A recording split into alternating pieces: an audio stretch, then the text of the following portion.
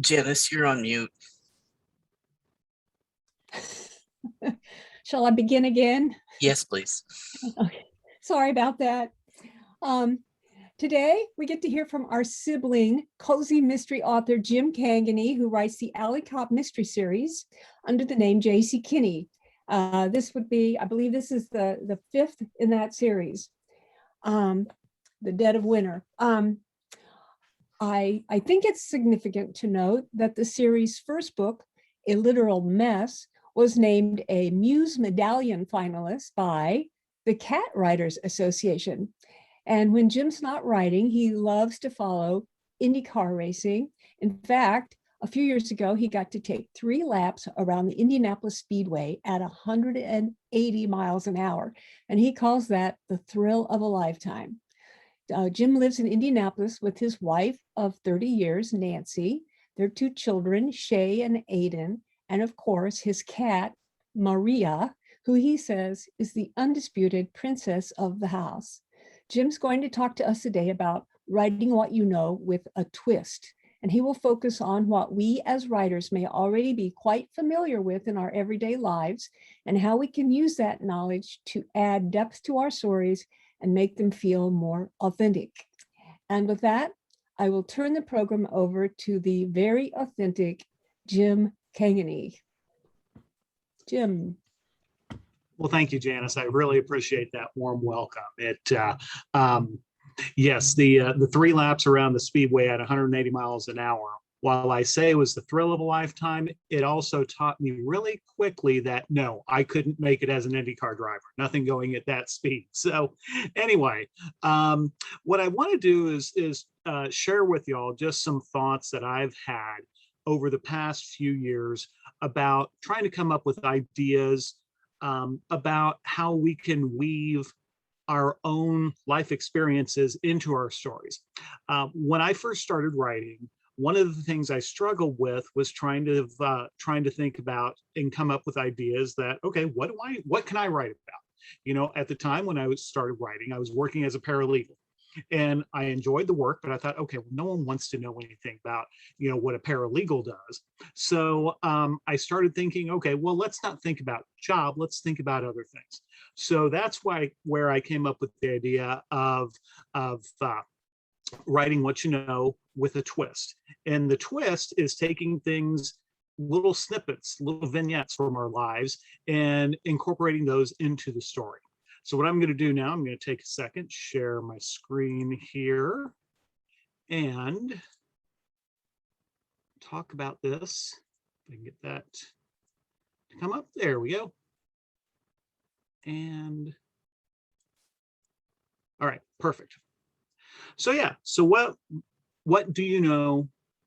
Writing what you know with a twist, taking the ordinary and making it extraordinary.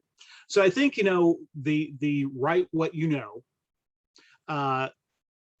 adage goes all the way back. Most folks think that Mark Twain is the person who coined it.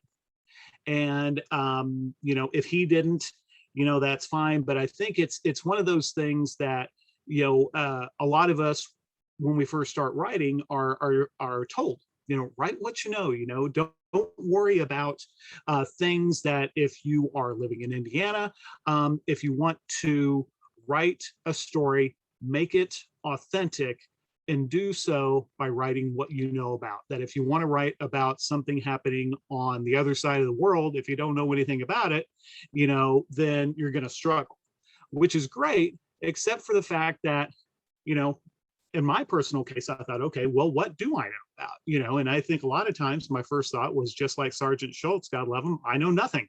You know, it's you know, my job, like I said, I thought was, you know, too humdrum to make it worthwhile to weave anything about my life as a paralegal into stories. But then I started thinking about, okay, let's kind of put a little twist on that school of thought. And so some things that I think both me and I think all of us know. For example, what do we do for money? Okay, well, maybe we do have jobs that are possibly that people do find interesting. For example, you know, whether it's a lawyer or maybe a surgeon or somebody who works in international finance. You know, so those are some things like, okay, well, if you have a job that you think is a lot of people would love to learn about, that's great. For me as a paralegal, didn't quite work. So the next thing I started to think about is, okay, well, what do I do for fun? And that's when I really started to kind of have that light bulb moment, because when I first started writing, one of the things that I was doing a lot of at the time was cycling. And so I was able to take a lot of that knowledge I had of my interest in cycling and putting it into the stories I was writing at that time. And what it was really rewarding when folks read those stories, how they were able to, they told me that, I didn't know this about, road cycling, or I didn't know anything other than the Tour de France with professional cycling. So being able to take something that's fun and weave that into a story really adds that layer of authenticity. Also, what do your friends do? For example, I have my current literary agent. I used her job as a literary agent and made that the job of my protagonist in the Ali Cobb stories. Ali Cobb's a literary agent. So I kind of, I just decided, okay, well, people don't know a whole lot about the world of, the kind of the backside of how the book industry works. So, relying on my agent for information, I was able to create what I think is kind of a unique character with a different storyline. And then the last thing I thought about was what makes you feel something. What do you feel in your heart, and what do you feel in your gut? Those are some things that I think really, when we take a look at ourselves, those can really those types of feelings, those emotions, those reactions, those can really make for great and interesting storytelling. So let's just take kind of a minute. What I like to do is think about, okay, so what do I know? What am I going to write about that I know? Like I said, when I first started this idea of writing a lot, I was working as a paralegal. Since then, I've changed jobs a couple of times, and now I work as an accreditation coordinator for in the social services agency. Again, it's like, that's not the most, it's a job. It works, it pays the bills, but I don't think anybody is going to be terribly interested in learning about it in a story. But one of the things about that job, for example, is that I work from home. So taking that aspect of, okay, well, what about writing a character or a storyline where the main, the main character or characters, work from home. I don't know if you've all have watched any of the Hulu series, Only Murders in the Building, but that's an example where, okay, murder happens and the three main protagonists are all live there in the building. So, that's an idea there of kind of that forced proximity idea where somebody can start looking into, investigating a murder on their own or some sort of mystery. Because they don't have to be bound by that 9 to 5 schedule like most folks do when they're working. So let's talk about a few things now, kind of digging a little deeper. So the first thing, what do you do for money? If you're looking for ideas to make your stories unique, what again, do you have a full-time job? Excuse me, do you have a full-time job that people would love to know more about? Well, why I might not have that, my wife is a genetic counselor. So she works in the medical field. And as such, she has all kinds of interesting stories. And so I was actually able to rely on that knowledge that she has with medical genetics and weave some of that information into the fourth book of my Ali Cobb series, and how it was that book involved a 20-year-old cold case murder. And through genetic investigations and things like that, the mystery was able to be solved by Ali. So that's just one idea. If you do have a unique job, police officer, firefighter, airline pilot, for example, okay. And if you don't, like the rest of us, what about a side job? Or like, for example, a handyman. I think the possibilities are endless if you have a part-time job where you are going into other people's homes, or if you cut grass, do yard work, that kind of stuff, because that just really lends itself to somebody who gets around a lot and has access to people's homes. And so maybe you make one of those people either a murder victim or a witness who is in danger because of what they may have seen, or for example, the classic one, the babysitter. The child gets abducted. People think the babysitter did it. Well, if you have spent time as a babysitter, or even if you do it part-time, today, just think of all the ideas that could pop up, from that. So those are just some things that maybe you could think about in terms of, so, okay, what do I do? Even if I think it's kind of I've got a run-of-the-mill existence, what are some ideas that I can pull from to weave into some sort of story or mystery to make it real, make it feel like it just really help those words pop off the page. And if you don't want to think so much about the work, what about what you do for fun? Kind of like I talked about, for me, when I was writing my first few books, the protagonist was a bicycle mechanic, because I really loved bicycling, and it was an opportunity for me to talk about road cycling. And again, it was a job for that character that was, that you didn't see every day. So, for example, reading, if you love to read, bookstores are a great place, for all kinds of mysteries. Not only that, but libraries are another one. What about gardening? Do you like to work in the yard? One of the things I was able to do is that I think is so interesting is in one of my books was that one of the murders, or one of the victims, was murdered she was poisoned, and aconite was the poison that was used. And in doing some research, I found out that we can all grow plants here in Indiana that are the source material for aconite. So, it's not out of the realm of possibility that somebody could grow something in their garden that they want to use as a murder weapon down the road. So, just another idea. Or if you like music, that's another one. How could you, for example, take that love of music? Maybe you have some collectibles, maybe some old 33 LPs that are worth a lot of money, or you like to hang out at record stores, or you like to go to the symphony or things like that. How can you make those things work? For me, I'm a big fan of music, and so I have an upcoming series that I call the Darcy Gone Mysteries, where the protagonist, Darcy, she works at a record store.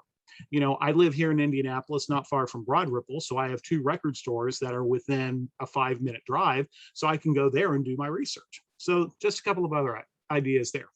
And not if you don't have a hobby, what about exercise? Running, yoga, team sports, things like that. Not only do they make for interesting material for a book, doing those things oftentimes, whether it's running, walking, cycling, doing things like that, gives our brain an opportunity to turn off the actual active thought process. And what it does is allows us to focus on our exercise, and then in the background our brains can stew about different ideas.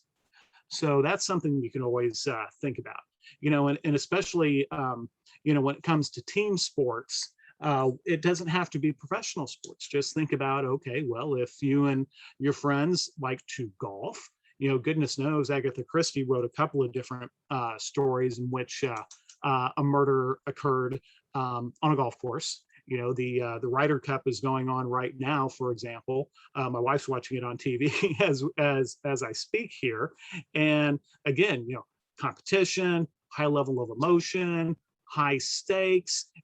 Somebody doesn't make a putt, so maybe somebody has a lot of money on that putt that didn't get made. Just the ideas can be kind of endless once you start pulling on those little threads to see, okay, well, I know a lot about golf, I can put that into the book. So anyway, those are just a couple thoughts in terms of exercise. You know, and it doesn't have to be all about us either. Think about what your friends do. You know, what secrets do they have? How well do you really know your friends? And while I'm kind of say that with a joke, one of the things that I will say about that is that I have a couple of coworkers who are good friends that are really big into gaming, and so they like board games. So, for example, they're the kind of folks who really love going to Gen Con every year, and that's what they do. They play board games for fun.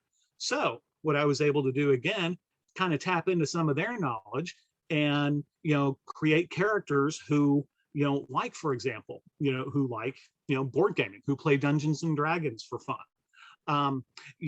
Other things is one of my wife's best friends. She is also a genetic counselor, like my wife. That's how they met. But she runs her own consulting agency, where she works with folks who, through things like history.com, find out that they have some distant relatives that maybe they didn't know about. And so she works with those kind of folks to help determine, okay, what are some of these familial relationships? So, don't hesitate to tap into your friends and your buddies and say, hey, tell me a little bit about what you do. Now, if you have a friend that maybe is a secret agent for the CIA, maybe they won't tell you what they do, but we can always hope that they have that we have somebody with some really interesting career paths. And another person that my wife is friends with, she's a pilot for Southwest Airlines. So there's another idea there. Again, just who knows what could happen. Planes can be really interesting spots for thrillers and those locked room type mysteries. So anyway, another thought, think about what your friends do. So kind of taking a little bit of a turn from thinking concrete ideas about what we do. I also encourage you to think about what makes you feel something, what topics make you feel something inside. Again, for example, illnesses, cancer, depression, things like that. I'll be honest, in 2012, I was diagnosed with depression. So, and then my older kiddo, Shay, has been diagnosed with both depression and anxiety. So I know a lot about that. And it is, while it can be a tough subject, it can also, I went ahead and have taken that knowledge and put it into, and given those things to some of my characters. My protagonist, Allie Cobb, she deals with anxiety. And part of that is because, well, she got into, by accident, tracking down these murderers and trying to solve these difficult cases, these difficult crimes. Her job wasn't, she never wanted to be a police officer. She never wanted to get into criminal activity like our amateur sleuths do. They just kind of fall into these things. But after a while, that began to take her toll. It began to take a toll on her. And so what I was able to do was take my experience with depression, my kids' experience with anxiety, and weave those into Allie as she deals with those emotions and those problems. Traumatic events like auto accidents, robbery, death, things like that. Those are things that really bring out a visceral response in us. And those things oftentimes, unfortunately, have really strong memories. And so those are things that, I don't be scared to use those kind of things. I used the death of my mom for a scene in one of my early books. And it was kind of hard to write, but it was one of those things that the reason it was hard to write is because of the emotions that I was having to deal with as I wrote it. But that emotion then, I'd like to think, came out on the page pretty well. So those are just some things you could think about there. We don't always feel just bad things, thank goodness. We also have happy emotions too. So let's work those into, for example, a new job, you met a personal goal. How can you weave those positive feelings into a book, that feeling of excitement? You got a new job, your character just started a new job at a bank. They're super, super excited. They're happy to work late to help, the boss, to show the boss that, they were a good choice. They were working late one night and then they see something they shouldn't have seen. Boom, there's a story right there. Perhaps you met a personal goal. Kind of going back to my cycling days, one of the things that I used to do is I participated in the Ride Across Indiana, which is a one-day bike ride, 160 miles that starts at the Illinois state line and goes across central Indiana to the Ohio state line. My wife and I did it. It was a ton of fun. But it was exciting reaching that goal. So how could someone take an idea of that? It's like, okay, I've met this goal. What's next? Or what is happening that somebody is trying to stop me from reaching that personal goal? So, kind of think about the good things and how the positive things and how could you weave those into your stories. Think about family, birth of a child, graduation, retirement, some of those kind of things. For example, again, kind of going back to that only murders in the building idea. Hey, you're retired, you're kind of hanging out at home a lot more, and all of a sudden you see some strange looking car going down the road of your neighborhood, and then a day later you find out that a neighbor has been murdered. It's like, I remember seeing a car that I hadn't seen that before. So anyway, things like that, just anything that you find that makes you feel, that really brings out the emotion in your heart, in your gut, and your soul. Those can be really helpful in your writing. So at the end of the day, sorry, taking a second drink. What I just encourage you to do is take those everyday things that we all know about ourselves and about our friends and weave that into your story. And that's how you're giving that story your own twist on something. For me, it's, my life as, I know cycling, I know to a certain degree, I spent about 20 years in the legal field. Now I work in a different field. Use those life experiences to your advantage. I mean, it kind of worked pretty decently for John Grisham, I have to say that. So, take those interests. What do you like? What do you like to talk about? What do you like to think about? Put those into your stories. Kind of like, Dr. Seuss said, if you never did, you should. These things are fun and fun is good. And when you're writing about things that you enjoy in your stories, that's when the magic really happens. And you can have a lot of fun with that. So for example, if you like hiking, imagine meeting some mysterious stranger on a trail. I was reading a book not long ago where the upshot was that someone's out hiking on a trail. She's going north. A couple of people are going south. They kind of wave to each other. A little bit farther along, the woman comes along, finds a dead body. It's like, did those people who just, passed, I just passed a little bit ago, were they the murderers? Something like that. Do you love to garden? Another one. What are, here in Indianapolis, thinking about the Broad Ripple farmers markets on Saturday mornings, what happens if a bunch of those patrons start dying? What's going on there? Why is that? Is it who knows what the opportunities for storytelling can be. So, and at the end of the day, write the story the way you want it to be.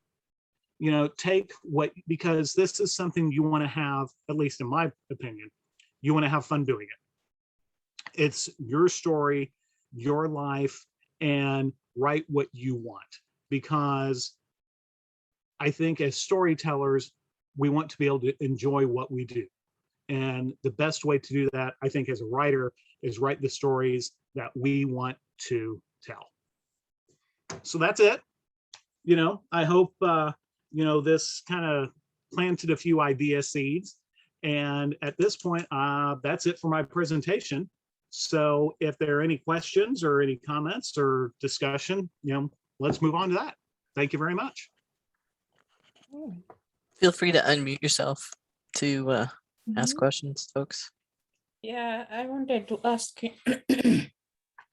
Sorry, I joined late, so I wanted to ask: are you going to share the recording or the slides or something like that? Yes. Sorry. Yes, we were recording the meeting and it will be on our YouTube channel. Let me give you a link to our YouTube channel. I'll put it in the chat. Okay.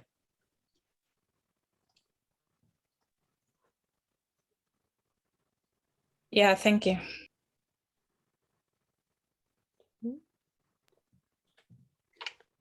I'll ask a question. Oh, I'll go ask a ahead, Janice, you go ahead. Okay, Jim, when you're starting a new project, what comes first? Is it your plot or or some life experience? That's an interesting question, Janice. And for me, more often than not, it's what we refer to as the inciting incident. And as mystery writers, for me, it ends up being someone got murdered this way. So, for example, somebody and thinking about actually Ali Cobb book 5, the Dead of Winter. That idea came from my brother-in-law, actually. And, the idea was he was telling a story about driving home one night. He came across a safe in the middle of the road. He almost ran into it. And so that, it was a small safe. But it kind of threw that idea nugget my way. It's like, okay, well, what would happen if somebody was murdered and then, the murderer stuffs that body into a safe and tries to dispose of the safe? So boom, that's where the story started. So for me, the story nuggets usually are what happened, to get somebody was murdered in hopefully a unique way. And then from there, I kind of work on trying to figure out, okay, where do we go from there? Mhm. Yeah, I would say that personally, I see ideas everywhere, but I think it takes a special kind of mind to weave it into a murder mystery. Oh yeah, absolutely. Yeah, I've kind of gotten to the point now where I think we, as mystery writers, we can kind of train ourselves to think that way. Kind of going back to my legal background, I remember one of the things that even though I wasn't a lawyer, many lawyers shared with me is that during law school, a large part of the way that law school was taught was to get people to think like a lawyer. And so as mystery writers, yeah, I think there's that opportunity for growth the more time we spend reading, different mystery authors or just, thinking about things. It almost becomes second nature. And to your point, Janice, we literally a couple of weeks ago here in my neighborhood, a woman was involved in an auto accident and she was okay.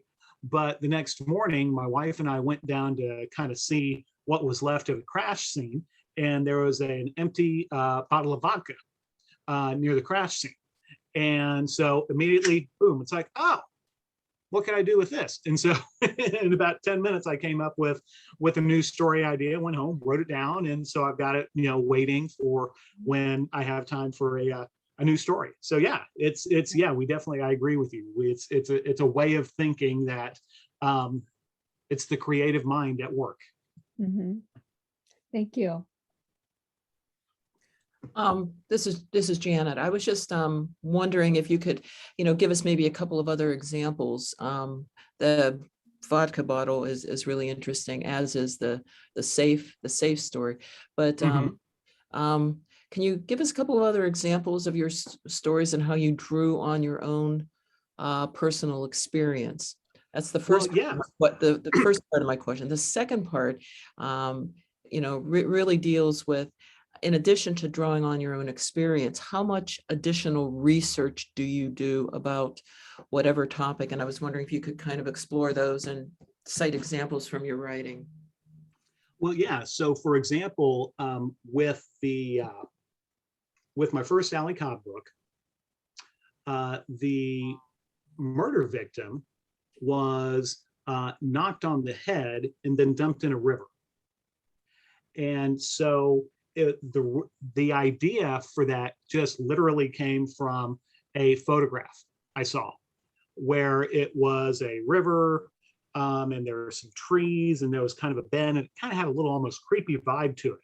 And I just kind of had that idea. Oh, what would happen if somebody ended up, what would happen if a dead body was found right there?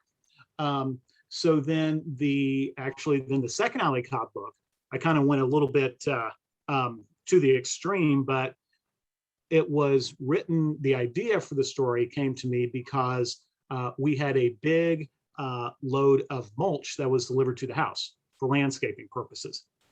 And I remember thinking when the mulch was delivered, it was in one of those big trucks, and it was like, I don't know, 3, 4, 5 yards of mulch.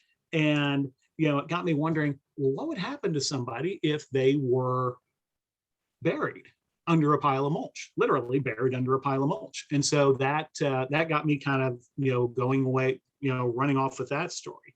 And then kind of like I mentioned with my wife as a genetic counselor, there are all kinds of ideas in terms of kind of cold case, the Golden State Killer story, of using genetics and things like that to solve cases. So those are just some specific ideas I've used, and that I've been able to draw from literally just kind of hanging out here at the house or living nearby. So and then so those are that's the easy part to me because I just come up with an idea. But then the second part to your question, Janet, is what about the research? And yeah, sometimes there's more research than others. For example, with the A Deadly Discovery book 4, that's the one where the body of the girl who's been missing for 20 years turns up, and they use genetic evidence to solve the crime. I was able to rely on my wife and her friend. So I was able to pepper them questions all the time. It's like, okay, well, what makes, how close, or even just as simple as how long does DNA last? How close do people need to be family-wise to be able to have a match and things like that? And so I was able to, rely on them and ask them lots of questions. In another story, in the poisoning story, I spent a lot of time basically reading about poisons, and trying to find out, okay, well, there's, poisons occurring naturally, like aconite coming from plants. Then there's poisons that are chemical poisons and things like that, that are manufactured. And how can we, how can people get their hands on those? And if you haven't had the opportunity, the annual Malice Domestic Crime Convention that happens every April on the East Coast in Maryland, they a regular speaker there is a woman who is known as the Poison Lady, and she talks about all different kinds of poisons and how one could potentially use those poisons in your books. So like I said, some research is more involved, like poisons, because I had to learn a lot of that stuff. Others, maybe not so much, but it's the actual, I do most of my research trying to figure out how to make sure that the type of murder is real. Does that make sense? Yeah, that does make a lot of sense. And I think some of us have heard the Poison Lady at Magna Cum Murder here over the years. If I were related to her, I'd always be skeptical about having dinner at her place. Yeah.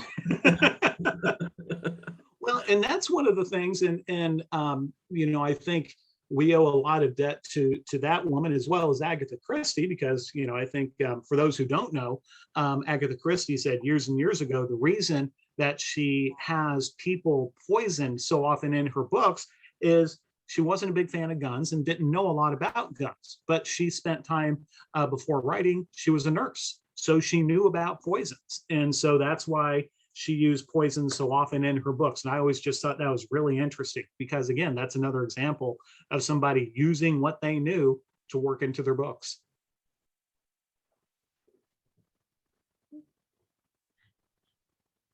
So I actually what you're talking about, using different pieces. This is Carol Paddock. Mhm. Pieces from your life. I actually have done that some years ago. My husband on the side is actually a record dealer and does record shows and spend a lot of time in record stores. So I actually started writing, had this idea of having a female protagonist run a record store as a cozy mystery. I do know that you have a series coming up that is similar, or at least as far as a procrastinator. That's me not getting the story out, but a protagonist in a record store. So you said you have a love for music. Was that just the only reason you decided to set this in a record store, or use that as the location for this upcoming series? Well, I wanted to try to find something unique, because that's one of the things we all struggle with, is that readers are looking for something familiar yet something unique at all times. And so I realized with my Alley Cobb stories, those being set in Southern Indiana, and Alley as working full-time as a literary agent, I'm not going to be able to write those forever. So I started trying to think of, okay, what are some things that I thought might be a little bit unique? And I just happened to be watching on, again, Hulu. A couple of years ago, there was a 10-episode series basically called High Fidelity, starring Zoe Kravitz, and she worked at a record store. And excuse me, I thought, okay, what about putting protagonist there? Because especially with cozy mysteries, but not only cozies, traditional mysteries, the bake store owner, the bookstore owner, Right. the pet groomer, those are careers for protagonists that are they're fairly common. There are a lot of stories about those folks, and they're all wonderful stories. But my challenge was I wanted to come up with something different. And so, yes, I love music. I grew up listening to all kinds of music. My younger son, Aiden, is actually a music education major at Ball State. So, a lot of things just kind of came into convergence at the right time for the idea of the record, having the main character work at a record store. Plus, it helped having two record stores so close that I could, I had the opportunity to talk to the owners to learn about kind of how they run their stores. So again, trying to find that, add that authenticity. And so, yeah, that's kind of, I hope that answers your question about how I came up with that record store idea. Yeah, where you came from. Thanks. Yeah, I joke that I work very hard at not traveling very far to come up with ideas. If I can come up with an idea within a couple of miles of the house, then excellent. Those are the kind I like.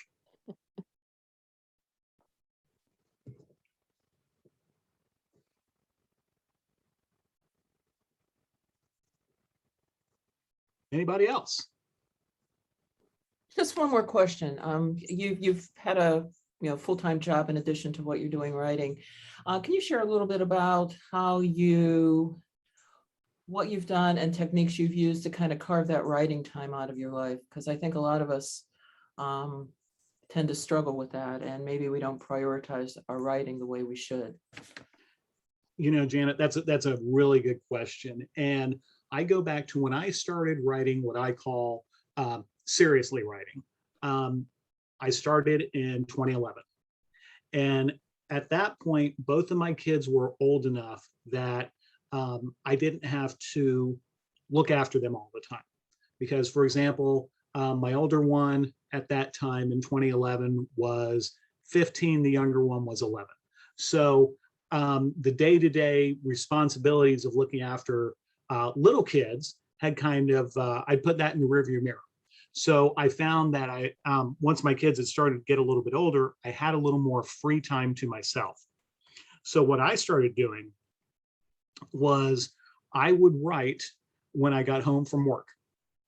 And the goal was to always, set aside about an hour before I started making dinner. and I'd try to get anywhere from 500 to 1,000 words in during those writing sessions. What I also found that kind of worked for me was that the after dinner hour was a pretty decent time, or the after dinner time was a pretty decent block of time where I could get some writing in. My wife and the kids, they'd sit down, they'd watch, I have a lot of memories of listening to them watching Survivor while I was writing in the next room. So that was one of the things that I found that, setting aside, a couple hours, or 1 or 2 hours sometime during the evening worked really well. And then trying to take advantage of weekend time, whether that's in the morning or things like that. With the kids, I also, there are a number of times where I take them somewhere and I had to wait for them, or I pick them up for practice or something like that. I take the laptop with me and I'd write while I'm, sitting in the car. And I think one of the things also that for me that I have to be real honest about is I had to give up most of my bike riding time, because one of the things that I was told early on, and for me it ended up being true, was that if I was going to dedicate myself to writing a lot while I still had a full-time job, I needed to be prepared to give something else up. And for me, I did. There just wasn't enough time in the day to be able to do both writing and spending time on the bike. So I've had to really give up a lot of that time on the bicycle, which is unfortunate, but I love writing. So that's kind of one of those things that is a trade-off that's worked for me. And I guess the last thing I would say is I strive for what I consider to be a reasonable word count goal of, like I said, even to this day, 10, 11 years down the road, anywhere from 500 to 1,000 words a day. If you can focus, we can all get 500 words written in a half hour, maybe 45 minutes. And it doesn't sound like a lot, but if you can do that 5 or 6 days a week, those words really pile up. And by the end of the year, you've got a full-length novel written. And I think that really works for me. And I think it can work for a lot of people because it builds on small successes. It's like, hey, I wrote my 500 words today, or, maybe had some free time and I wrote 1,500, even better. But the goal is, to me, has always been about having that achievable goal. So I get that positive feedback on a regular basis, because writing is solitary. And so it's nice to be able to say, okay, yes, I got this done. I have a question. Can you hear me? Mm-hmm. My name is Paula, and I am recently retired from a job, so I call my life now renewed. So I've decided that I'm going to be a writer. I have a lot to say, and I believe that my voice is going to help a lot of people. When you said that you carve out time in your day, I have a lot of time now that I can devote to writing, and I've been using that to journal, just personal thoughts about things that are going on in my life or past life or what I want to accomplish. But how do you take those times where you write those 500 words or you commit to that hour and then construct that into a story? Is it a jumbled up of just words and then you come back later and make it into a story? Or is the story already in your head and you know how to make that sequence? Well, that's really interesting, Paula, and congratulations on your retirement. Renewment. Yeah, there you go. What I do is when I start writing a book, the first thing I do is, again, I start with that story nugget. Somebody was killed this way. Such an uplifting thought, right? But then once I have that, then I will work on just a kind of a handwritten outline. It's like, okay, I've got this story idea. In the first book of the Record Store Mysteries, basically the idea with that is the owner of the record store is found stabbed in his office at the back of the store. So it's like, okay, there's my inciting incident.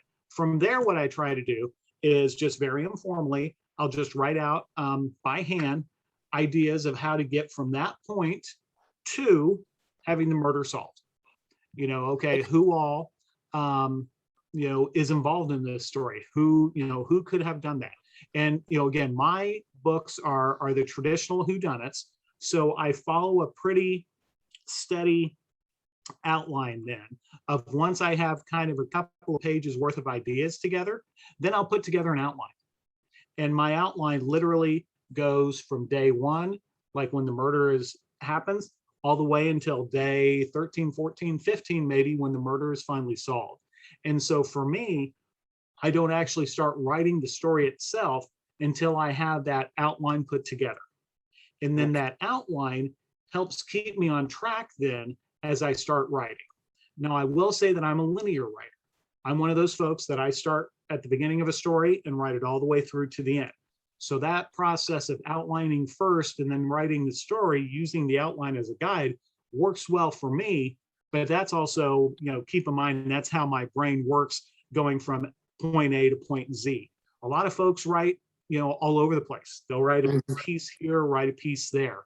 So, I don't really have any suggestions for those, for folks who think like that, because like I said, for me, it's really kind of going from point A to point Z.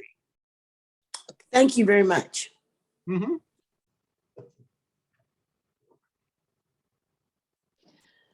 So Jim, this is Carol again. Okay, so why did you decide to write a female protagonist in these series? And what have you found challenging about writing a female protagonist? To be complete, I laugh because to be completely frank, my agent told me that if I was going to write cozy mysteries, I needed to use a female protagonist. So I said, okay, that's what I'm going to do. So that was on her. That was on her advice, and it was just the reality of, she was honest with me. It's like the reality of the market is that to write for somebody who is going to be writing either cozy or traditional mysteries, most of the expectation in that genre is that the protagonist is a single female. So that's just the reality of it. So it's like, okay, that's what my agent told me I needed to write, so I did. And I think for me, the challenges were more of trying to think, okay, how well can I get to know this character as a person before I get to the point that I'm actually going to start working away on the story? And so, there are things that I fully realize that females, have different perspectives than males. And I think that the important thing is, when I'm not certain about a point, I'll ask my wife. We joke.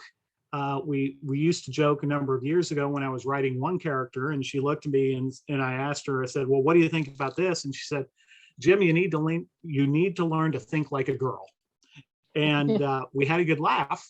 But it was one of those things that has stuck with me. And I think it's because it's important to remember that when we are writing people, that we need to think about them as that whole person. And what do they like? What do they not like? So for me, my female characters, the important thing is to think about them as, as people and not a caricature. For example, with my protagonist, Ali Cobb, I come up with some physical features. She's 5'1", she has a pixie haircut, she lives on her own, but also then what are some of the things that she like, as a person, what does she like? She has hobbies. She likes to kickbox. She loves to hang out with her best friend, Sloan. And so I try to focus on getting to know that person. And then I think hopefully that helps me write a character that is real and not a caricature of a person. Does that make sense? Sure. Yeah, it does. Thanks. This is Shirley, also known as Ashley. Can you talk about your publishing? What do you are you self-published or what? No, I'm traditionally published. when I first started writing, I actually got my start writing contemporary romance. And so I did that for about 5 or 6 years and was fortunate to have 7 books published traditionally through small presses. But then in 2017, an opportunity for me came up in talking with my agent at the time, where she said she really thought the strengths of my storytelling, could suit traditional mysteries well. So I made the switch, and it's been a lot of fun, and I continue to be traditionally published. My first 3 Alley Cobb books were published by Kensington. Unfortunately, they dropped me after the first 3, so I've been able to continue that series with a small press. And then the upcoming series, the Darcy Gone books, those are going to be published by Level Best Books. So I'm traditional with small presses, and I mean, I'll be honest, I would love to be part of a big outfit, but the thing that I found for me that I like most is being traditionally published saves me from having to deal with a lot of the tasks like coming up with a cover or some of the other things that independently published folks do. The folks who publish independently, I tip my hat to y'all, because there are a lot of things that y'all deal with that I just couldn't do, and so so that's a long way of saying that I'm traditionally published.